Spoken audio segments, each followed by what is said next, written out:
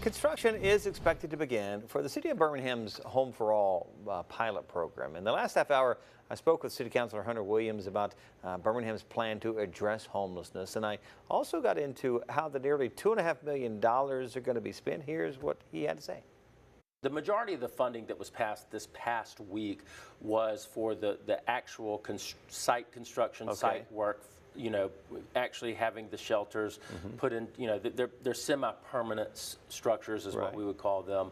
And then it's also funding those nonprofits that are going to provide the wraparound services. So, it's something that we will have to address if this is successful, and we really want, it's a desire of mine, and I think this administration, to get a handle on this homeless issue that is in the city of Birmingham. I know our business community, our residents all have concerns about it. We have a lot of transient homeless that come through the city, but we do have these 300 permanent homeless that consider themselves residents of the city of Birmingham. And I've seen statistics recently as many as 75% of the homeless are veterans. So, this is a group that we, need to be looking out for sure. So could this program be extended in the future? Absolutely.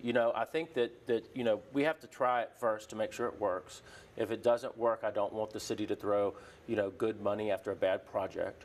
But if we are able to provide something beyond emergency housing, and we are able to transition, even a % of folks into being fully sustainable without help of the government, that's the end goal. I don't think it's the government's job to provide housing or anything else on a permanent basis, but trying to transition them, for self-sustainability is the goal here. 30 seconds remaining. What do you want Birmingham residents to know and take away from this project?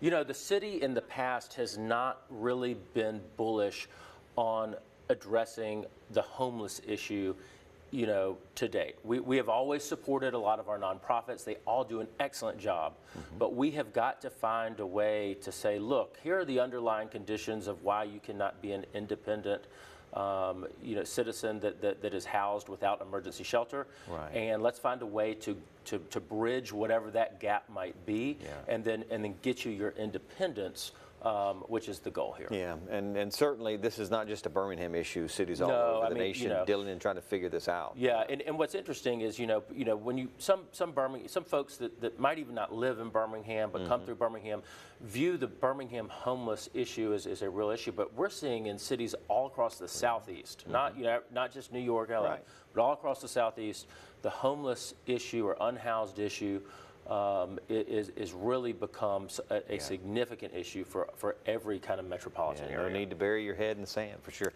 Hunter Williams, it's always good to see you. Thanks for having me. Thank you.